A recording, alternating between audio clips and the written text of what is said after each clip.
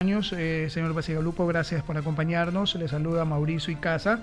Estamos de cara a una segunda vuelta electoral y se hacen los cálculos, votos más, votos menos. Sabemos que la diferencia en la primera vuelta electoral entre el candidato de ADN, Daniel Noboa, el candidato presidente Daniel Noboa, y de RC5, Luisa González, fue muy pequeña, no alcanzaron ni siquiera los 20.000 votos. Consecuentemente, todo voto es importante. En este momento la lucha por cada voto es clave.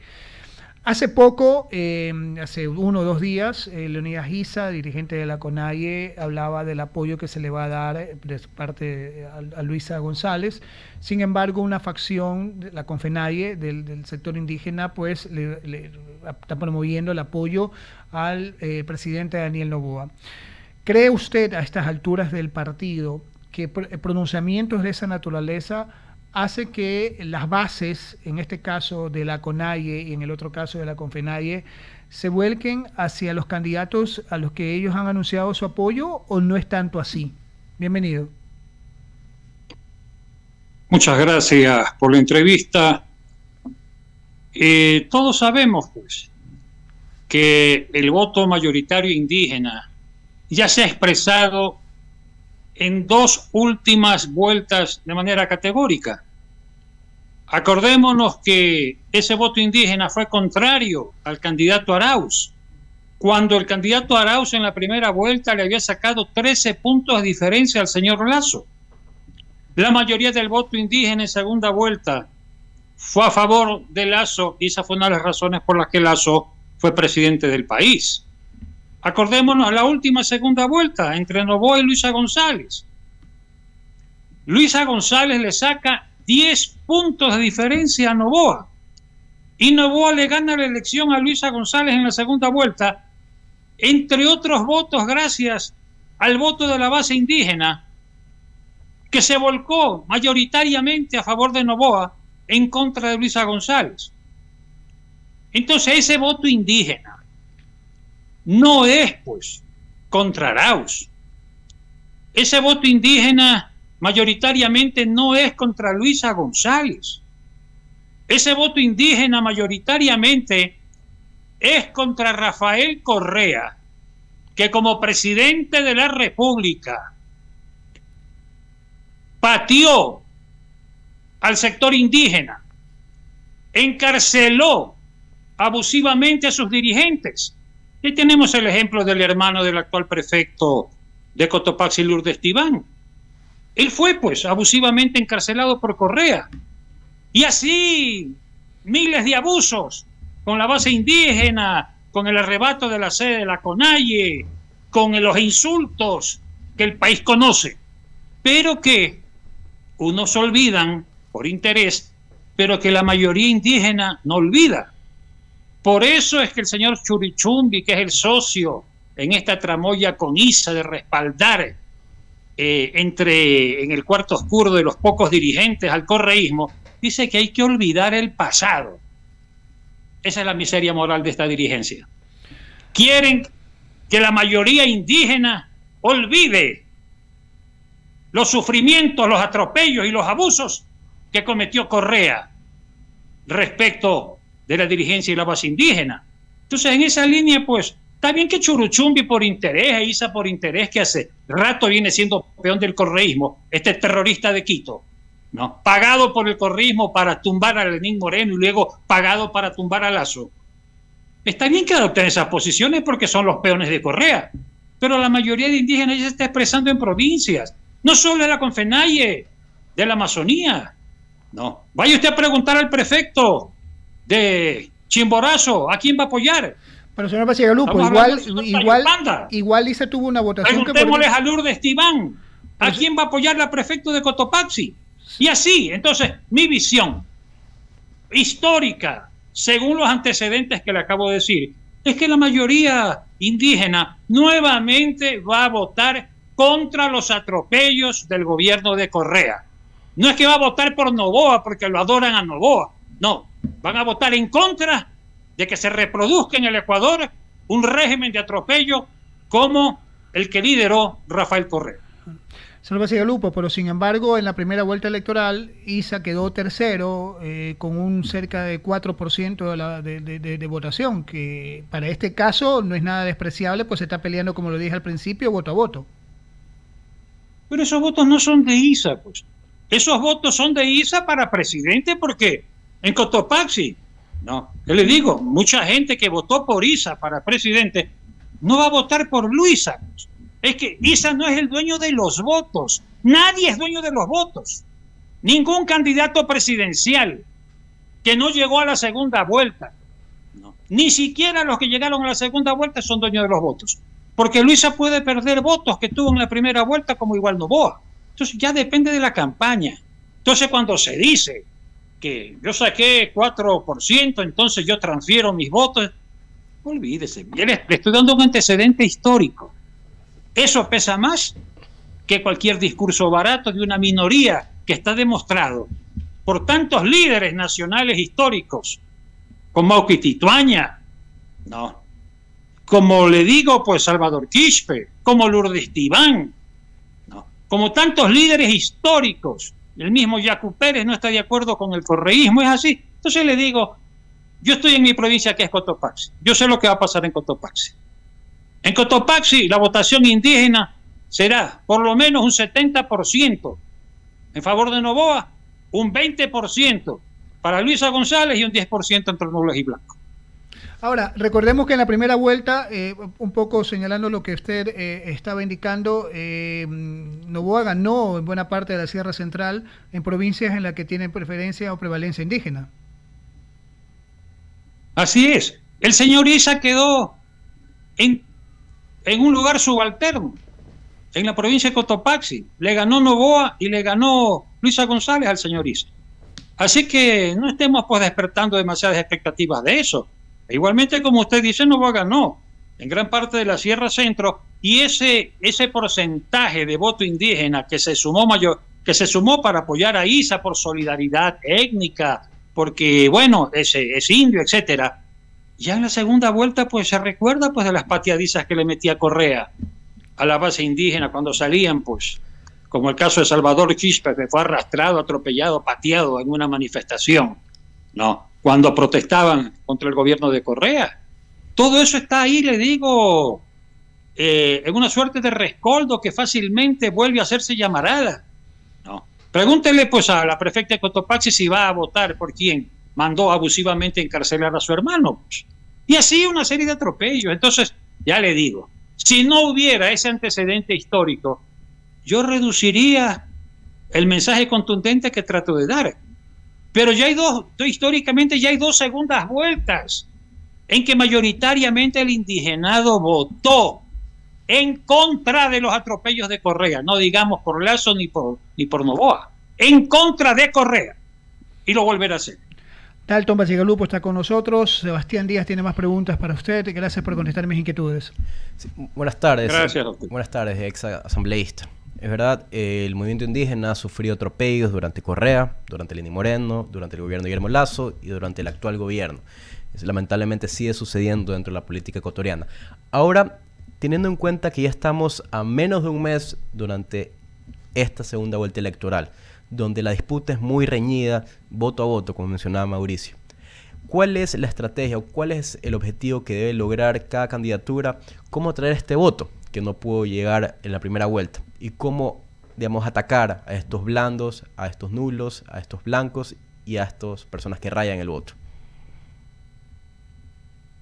Vea, le digo, repito que nadie es dueño pues de los votos que como candidato presidencial obtuvo en la primera vuelta. Pero usted ve pues que hay una mayoría de organizaciones políticas que han dado su respaldo ya a Noboa. La única organización política que frontalmente y unánimemente ha dicho que va a respaldar en la segunda vuelta a Luisa González es el Partido Socialista. De ahí, el resto de partidos y candidatos han dicho que van a respaldar, ¿no?, en su gran mayoría a Daniel Noboa, con la excepción de la Unidad Popular, ex-MPD, que ha dicho que va a anular el voto. Pero acuérdense también que ellos fueron objeto pues de violencia y atropello en el gobierno de Correa, y ellos se acuerdan. Así que yo creo que esa instrucción del nulo no se va a cumplir necesariamente en las bases de Unidad Popular. Vea, cada quien hará su campaña como tenga bien hacerlo. Pero si usted se une con gente cuestionada, como el terrorista Isa, ¿no?, que incendió Quito, que dañó bienes patrimoniales de Quito, que quiso ir a Guayaquil a hacer lo mismo y Nebot lo mandó al páramo, y eso recordamos todos los ecuatorianos y fundamentalmente los periodistas. Entonces, cuando usted se alía con esa gente a título de sumar, lo que está es restando, ¿no? Entonces le digo, esa suerte de sumas restan, y por eso yo creo que es un fracaso ese apoyo que le va a dar pues esta cúpula estrecha, manipulada por Correa desde hace tiempo, como aporte electoral a la Revolución Ciudadana. Yo creo que en el caso del gobierno, en el caso de Noboa, que es el candidato a presidente, a quien yo estoy apoyando en segunda vuelta, porque yo apoyé en primera vuelta a Henry Cucalón, que creía, pues, y creo que es el candidato que reunió las mejores cualidades de estadista como para presidir el destino de la República en el próximo periodo, pero no habiendo llegado a la segunda vuelta en circunstancias parecidas a las del resto de candidatos, hay que optar, pues. Y hay que optar. Y si usted quiere una frase grotesca, grosera, voy a votar por el mal menor. El mal menor es simplemente Daniel Noboa. Tiene sus virtudes, tiene sus defectos. Tiene su estilo autoritario como el de Correa, de alguna manera, ¿no? Pero lo que se le puede venir al Ecuador de ganar la Revolución Ciudadana es simplemente convertir al Ecuador en la sucursal de Venezuela. Que el chavismo se instale nuevamente aquí en el Ecuador y que jamás vuelva el Ecuador a tener una verdadera democracia, porque ustedes no tendrán libertad, ¿no?, de prensa, ni la gente que usted los invita tendrá libertad de opinión, porque no habrán elecciones libres, porque se robarán las elecciones como Maduro se acabó de robar ante el mundo públicamente, ¿no?, una elección contra el señor González, que le ganó en un porcentaje de 70-20 en Venezuela, y que lo sabe la comunidad internacional.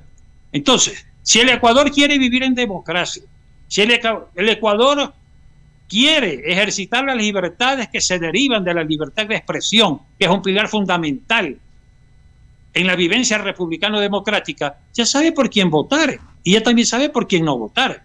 Entonces mañana no nos rasguemos las vestiduras y decir que porque Luisa es más bonita que Noboa y que baila el merengue y con los pantalones apretados es bonita. No nos equivoquemos. Por eso yo voto. No, voto con grados de protesta en ese voto, porque tampoco comparto, ¿no?, algunas acciones de Noboa, pero yo creo que es el mal menor que va a salvar la instancia republicano-democrática en el Ecuador. Así es. Finalmente, exasambleísta, el tema de los teléfonos, donde existe ya esta prohibición de que el votante no puede ingresar con el teléfono en el momento que va a ejercer su voto. Bueno, el análisis es por la protección que ha existido durante estas denuncias que se han dicho en la primera vuelta electoral. ¿Cuál es su opinión sobre esta medida que se ha tomado para protección de la votación de todos los ciudadanos? Es una necesidad histórica. Ya hay experiencias en otros países, así que aquí no nos vengan a decir cosas que ya las tienen como experiencia en otros países.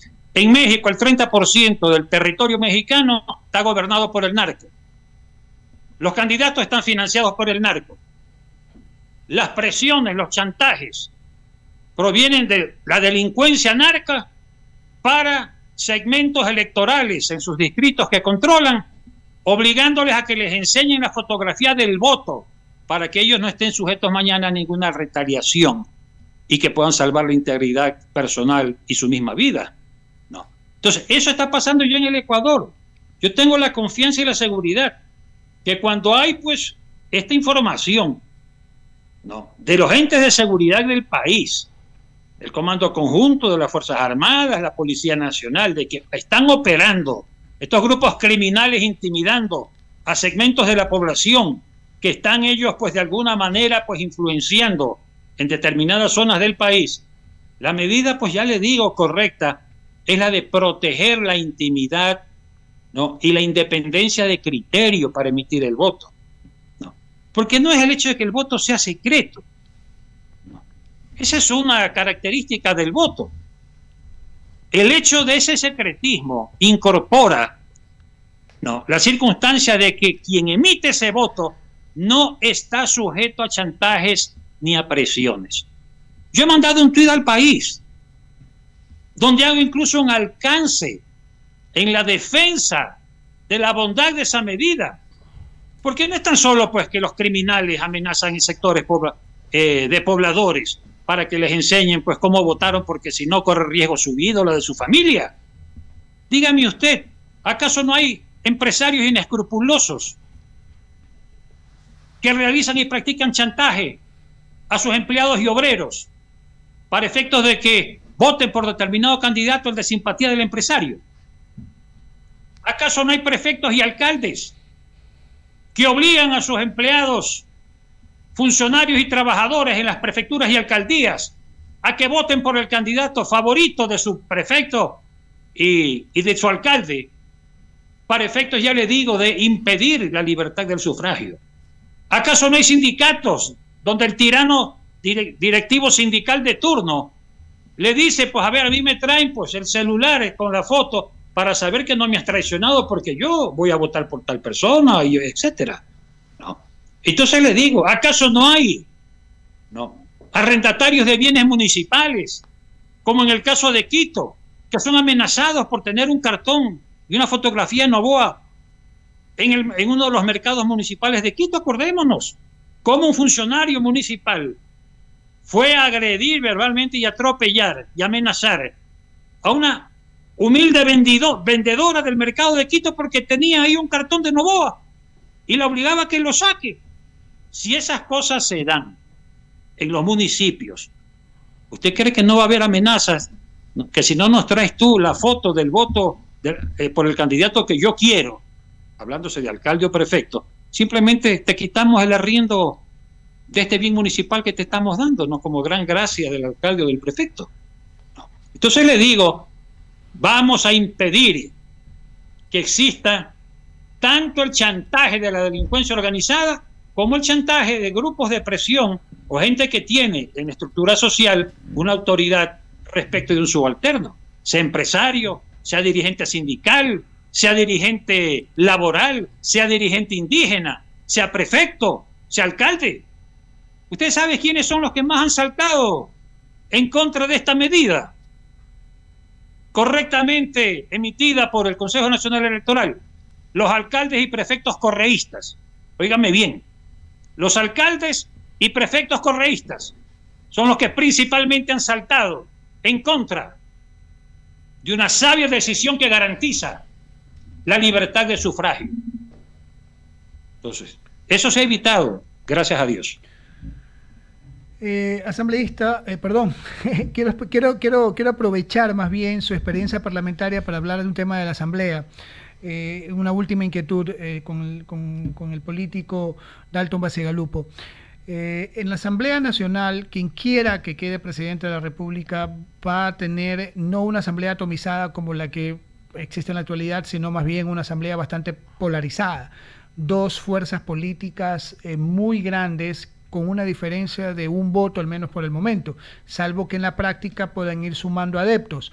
Esto va a obligar en algunos casos a tener pues que hacer alianzas estratégicas en algunos campos, en algunos temas, para poder pasar leyes.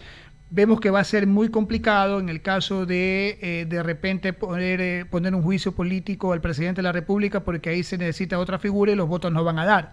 Pero para otros temas sí podría de repente llegarse a acuerdos, ¿o no lo ve así?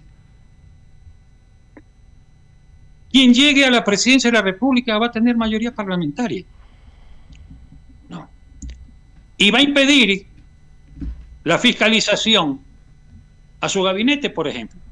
Porque para destituir a un ministro se necesitan las 2/3 partes pues, de la votación al interior de la Asamblea Nacional. No.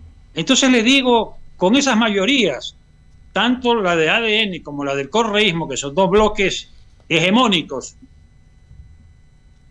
no va a haber oposición que pueda alcanzar los 2/3 de la votación en todas las actividades fiscalizadoras. Entonces, no se podrá destituir a ministros ni censurar a ministros porque, repito, no habrá los votos. Eso es una ventaja y una desventaja, porque también puede haber el caso, no estoy hablando de estos dos finalistas, sino de futuro, y que mañana un presidente pues quiera conectar una acción de corrupción de un ministro y que en vez de votarlo por corrupto, lo proteja porque sabe que en el Congreso no va a haber mayoría para su destitución ni censura.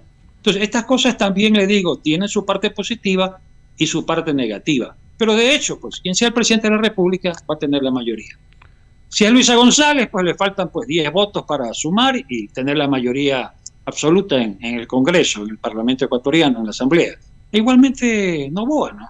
Ahora, yo espero, lógicamente, que las elecciones las va a ganar pues, en Noboa. Muchísimas gracias, señor Basegalupo, por haber estado con nosotros. Será Dios mediante hasta una próxima oportunidad que podamos volver a conversar aquí en Diálogo de la Tarde.